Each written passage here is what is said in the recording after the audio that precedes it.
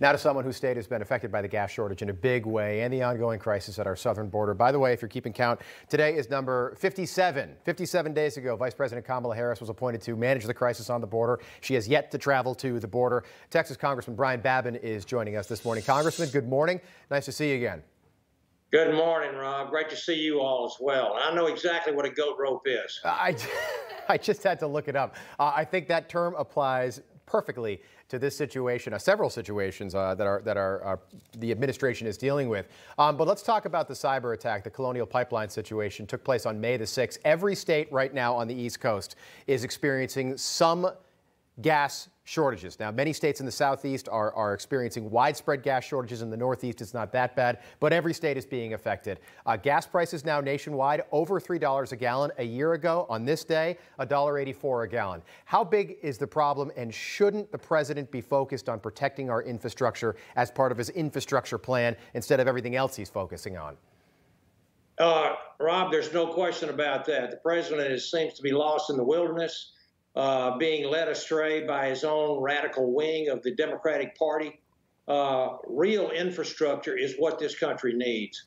And for him not to take seriously this attack by this dark ransomware Russian syndicate and have no comment a couple of days ago when it occurred, and then to have $5 million ransom paid.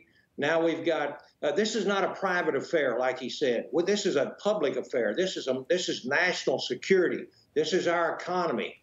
When an outside foreign state crime syndicate attacks, the president better pay attention.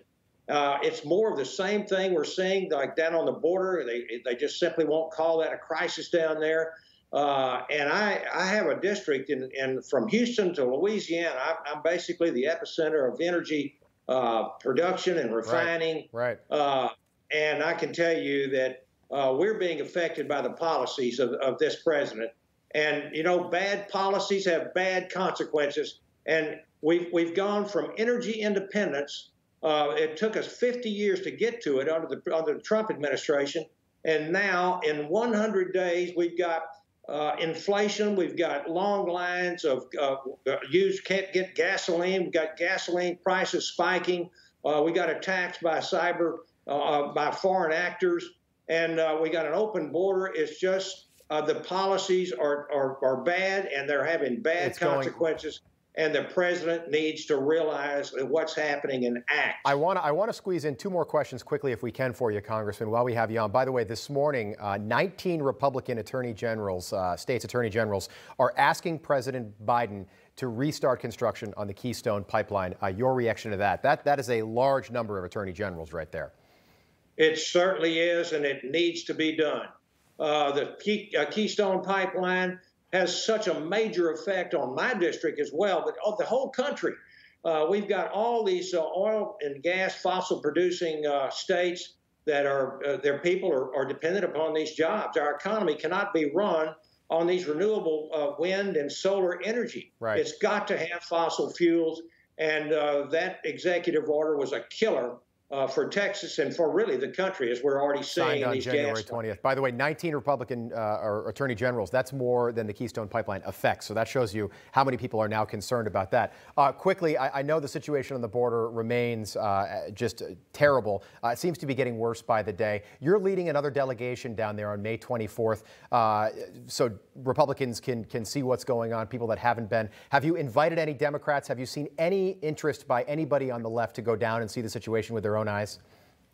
Yes, sir, I have, Rob. We invited Kamala Harris to come with us on our last border tour to the Rio Grande Valley. This time we're going to El Paso. We heard nothing but crickets from the vice president. Right. We've invited Secretary Mayorkas to come speak to our House Border Security Caucus, of which I'm co-chair of. We've heard nothing back from him except that they would send maybe a staffer. These people are not taking this thing seriously. They're not going to come with us. We do have some Democrats that are on the border, some of our colleagues that are very concerned, and they are pushing back on the Biden administration. The reality is that this is a crisis. It's a national security issue. Yeah. It's public health. It's everything. They're catching terrorists that are on the terrorist watch list. We've got 45,000 unaccompanied children have been processed over the last several months, and 350,000 illegals coming in, releasing them with COVID, or releasing them without even having a date to return for immigration hearings. It is a disaster and happening, and they're using children.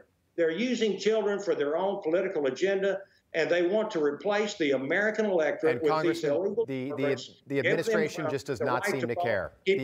Perpetual majority. It is, you know, it's a goat rope. That's what it is. And that's exactly right. No one in the administration seems to be doing anything about it, which is even more shocking, I think. Congressman Brian Babin, thanks so much for being with us this morning. Good to see you again. You too, Rob. Hey, I'm Rob Finnerty. Thanks for watching. If you enjoyed this video, please join the conversation in the comments below. Don't forget to subscribe, too. Hit the bell icon to be alerted to breaking news. And remember, there's a whole lot more on Newsmax TV, America's fastest growing cable news network. Newsmax TV, we're real news for real people.